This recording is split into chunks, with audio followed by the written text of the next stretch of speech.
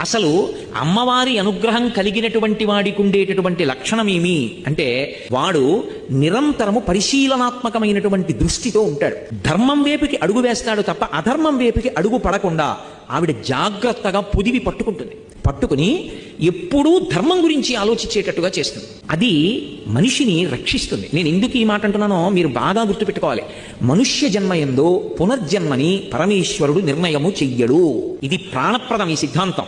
మనుష్య జన్మలో మళ్ళీ వచ్చే జన్మలో నేనేమవుతాను ఈశ్వరుడు ప్రమేయం పెట్టుకోడు. నేనే ప్రమేయం, నేనే తీర్పు చెప్పుకుంటాను. ఎలా? ఇదే భాగవతంలో రుచి వాసన అంటారు. ధన్య అన్న నామానికి భాస్కరరాయల వారు లలితా సహస్రంలో వ్యాఖ్యానం చేశారు. మనసు ఊపిరి మీద ఆధారపడుతుంది, ఆలోచనలు మనసు మీద ఆధారపడతాయి.